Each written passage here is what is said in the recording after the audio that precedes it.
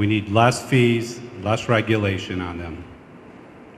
Now, certainly, businesses who want to relocate to Illinois, the things that they're looking at is they see Illinois as a very unstable state because of our finances. You look at the amount of debt we're carrying. If you're a business owner and you live somewhere outside Illinois, why would you come to Illinois when it is the second to worst state for debt? You have to have a pretty good darn reason. So that's why I'm saying it's very important, very, very important that we address our budget issues, we balance that budget without raising taxes, and we send that message to industry that Illinois is serious about bringing employers to Illinois. The second thing is, what I would like to do is create a committee with business people and with legislators to look back over the last 10 to 20 years and look at those regulations and fees that have chased businesses out of Illinois. And we need to start repealing those immediately. Those are good things that we can do immediately that could be a turnaround for business and job opportunities for people here in our area. Thank you. The budget cuts in Peoria and other major cities in Illinois have negatively impacted exponentially the poor neighborhoods. I want to know what both of you have to offer the state of Illinois to stop 10 years from now. I don't want to see the poor neighborhoods becoming poorer and the rich neighborhoods becoming richer and the middle class, what's left of it, moving north to avoid it. I think I understand what you're getting at here, and looking for investment into communities and trying to probably create environments where there's opportunity. And unfortunately, you know, during tough economic times, you know, the cities as well as states are required to balance the budget. And that's just part of the law that we have to do. We don't necessarily single out neighborhoods, and you know, that's just part of the process that happens, and it's unfortunate. But what can we do? You know, I think what's important is trying to create job opportunities for people in those areas, because that's what's probably needed the most. And you do that, once again, I kind of spelled out a formula of creating jobs, but you gotta get out there and talk with people and see what you can do. I don't have any specific examples to quite address your issue. Specifically addressing your issue about public safety, I think that when we think about how we keep our communities safe, particularly our low-income communities and our urban communities, I think the issue is twofold. One, I think that there has to be, when we're elected to lead, I think that when we begin to think about the priorities of government, I believe that public safety is paramount.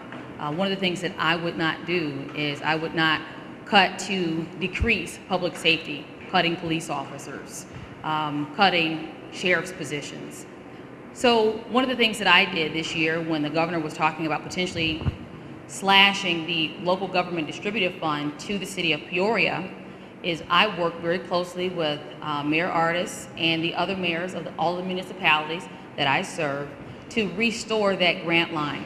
For the city of Peoria, that was $3 million. That $3 million is going to ensure that police officers are still able to put their badge on and protect and serve us. That's going to ensure that the firemen that we call upon in a time of need still have the opportunity to suit up, to keep our communities safe. So, you know, again, in showing my track record, I have a history of showing that my concern and care is for making sure that the funds that are necessary in order to keep our communities safe are there. Twofold, I think when we look at our communities, oftentimes what's been happening in many of our communities is we see a number of schools closing. And many of our, as a former school board member myself, I know that serving on the school board is a job that oftentimes goes thankless. because you put in a lot of hours and you work with a lot of people that don't necessarily always agree with you, but you try to do the right thing for the right reasons. District 150 has had to close a number of schools, but one of the things that I've been talking about behind the scenes with a number of community-based organizations, faith-based organizations, businesses, and government is looking at the schools that have closed in many of our urban communities and taking those schools and turning them into community centers, bringing the Children's Home, the Urban League, PCCEO, the West Central Illinois Building Trades, bringing all of the needs and the assets of our community into the neighborhoods. That is a wonderful way to ensure that the property values of those areas don't continue to decrease. It ensures that those buildings don't become eyesores and condos for pigeons. But more importantly, what it does is it gives the young people and the not so young people of that community something vital. It gives them a lifeblood to an opportunity, to a greater future.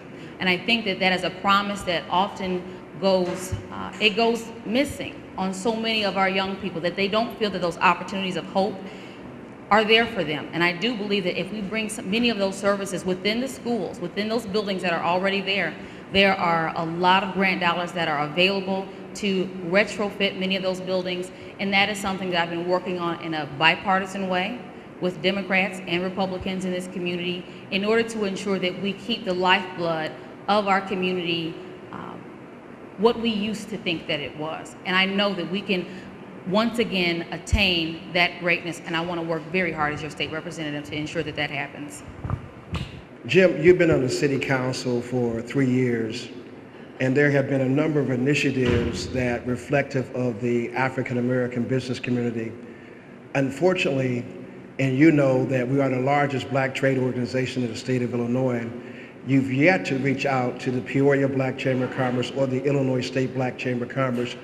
What makes me believe that when you get down to Springfield, that the doors of opportunities in conversation about issues that we obviously are the expert in that area, that you're going to be sensitive, because I know Omar Duque with the Illinois Hispanic Chamber of Commerce, Paul Serpo, the head of the HACIA. What's going to be different, Jim, than what's not happening now? My same question would be to Jahan. When you're in Springfield, we want to know, are you going to be working with the Illinois Black Chamber of Commerce and the Black Chambers of Commerce around the state to set policies that it makes inclusion happen for African American businesses? And what's going to be your position on that? Thank you. Hey, Larry, one thing I want to bring to your attention, we created a committee with the Peoria Area Chamber of Commerce and the City Council. I seen Clyde. Clyde's one of the people who's on the committee. Clyde Gully over here, Councilman Gully, is on that committee as well. And we did reach out to the Black Chamber to be part of this committee, and we didn't hear back. So it's unfortunate, but that was something that's happened, and we did come up with, our goal was to come up with 3 things that the business community can work together on with the City Council, and we've got 2 of those items completed already. So that's one thing. Also, as a business owner, I am as well a certified minority business. It's taken me many years to understand the contracting process, and that's something that I think I can bring to the table to help teach and I guess remove roadblocks as well, if I can, as a legislator, to help bring opportunities to not only to the Black Chamber, but all the chambers in our community and throughout our state. Larry, I've known you for a very, very long time. We have, many of you in here may not know, but in terms of ensuring that I had an opportunity to even serve as your state representative, working with Mr. Ivory was obviously, for me, a privilege, because as a young woman coming back from college and working with an accomplished trade organization such as the Black Chamber, I felt honored to be able to do that work with the Black Chamber. So I have had an open door policy with the Chamber, as I do with all other groups that work to put people to work in this community, specifically talking about Black business owners and making sure that African Americans have an opportunity, because African Americans do pay a lot of taxes, just like every other ethnicity. But what we want to have the ability to do is ensure that there are some checks and balances when we see that there are some things that are going on that just don't quite make sense. If there are 13% of any one particular population in this community, but you see less than 1% of the spend of that money going to that community, there's a problem. So if one would say that that isn't a problem, so I guess then their response would be that the other 12% of the people of that population have no ability to do that work. Ladies and gentlemen, I simply don't believe that. And that's why, as a part of the Illinois Legislative Black Caucus, we worked with the Illinois Department of Transportation Secretary Gary Hannick to ensure that goals were increased for IDOT, for participation with minorities. We ensured that when contractors go out and look for work, that they have to show, not just say, I made a good faith effort, but show that they put bids out there to folks who could do the work. Because we all know that there has been this good old boys club, and that in terms of making sure that everybody gets an opportunity, unfortunately what oftentimes happens is those same dollars circulate the same hands. And that trickle-down effect that President Reagan talked about just didn't quite trickle down on the rest of us.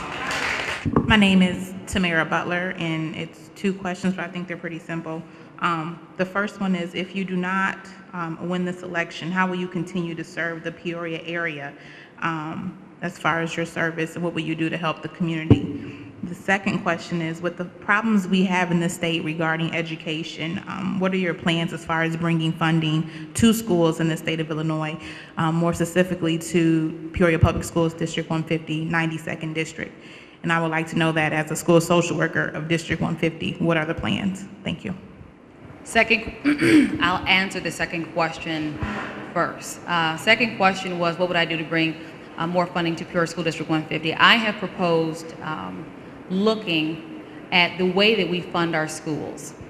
The zip code that a young boy or young girl lives in should not determine the quality of the education that that young person receives. We have to look at many of the inequities that inherently exist in the process. We have to question that process and put truth to power where necessary. I've also proposed that we look at consolidated school districts.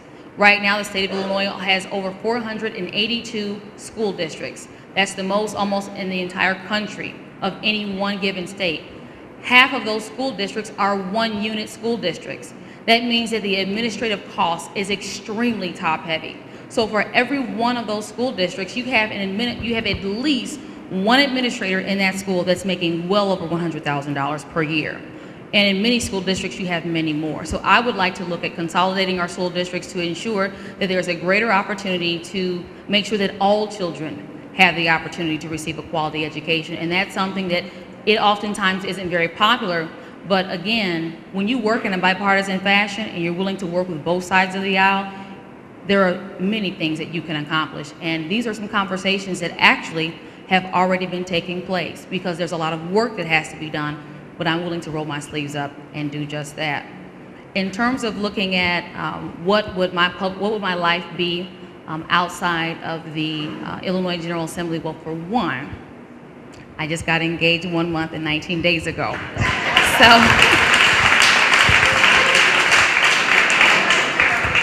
So it wouldn't be public when I get a chance to play at my wedding.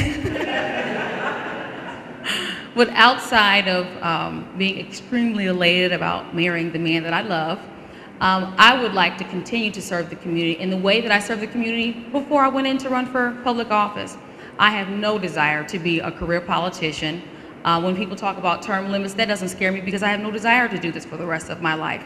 I'm doing this because I feel like God put me in a position to do a specific job for a specific reason and for a specific time. You will not see me running for mayor, Congress, governor, secretary of state, or dog catcher.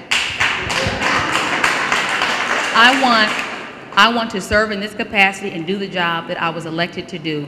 Once I'm no longer in office, I'm still going to do all the things that I was doing before. volunteering for the NAACP, volunteering for the Black Chamber, volunteering for Peoria School District 150, volunteering with Illinois Central College, and working with young men and young women who need to see people who look just like them aspire to be something better and greater.